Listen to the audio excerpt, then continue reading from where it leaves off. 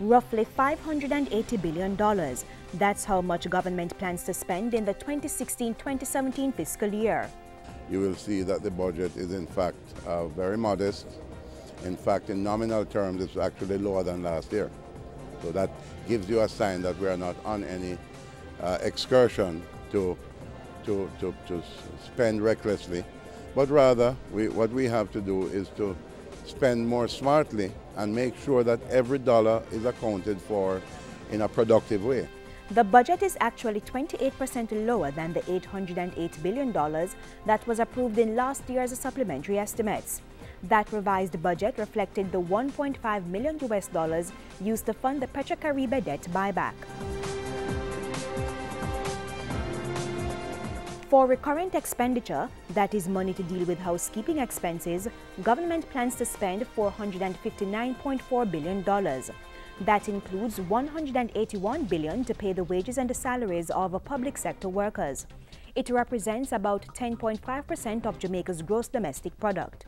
That means the goal to align public sector wages and salaries to 9% of GDP is programmed for the 2019-2020 fiscal year.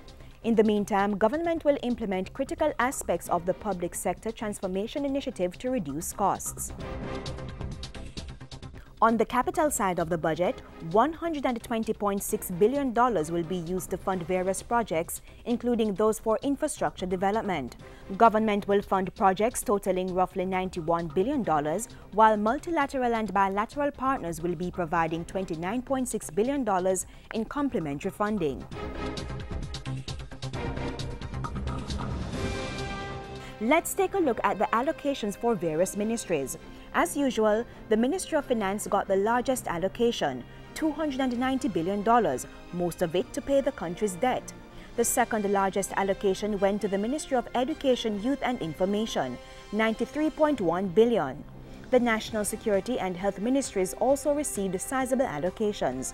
Of note also is the $19.55 billion to the new Ministry of Economic Growth and Job Creation, which operates outside the office of the Prime Minister. As for the other ministries,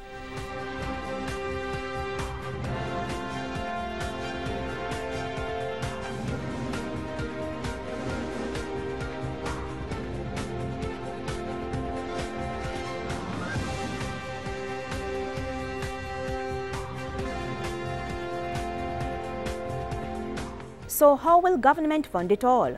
Approximately $485 billion is expected to come from revenues and grants. Here's the breakdown. $445.5 billion of that amount will be earned from taxes and $30.5 billion from non-tax revenue.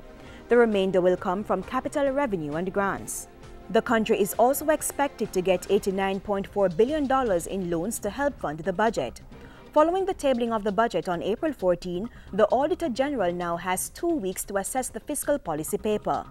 The estimates of revenue and expenditure will then be presented to the Standing Finance Committee for review, which of course is a committee of the whole House of Parliament. They will meet on May 3, 4 and 5, and Finance Minister Audley Shaw will open the budget debate on May 12.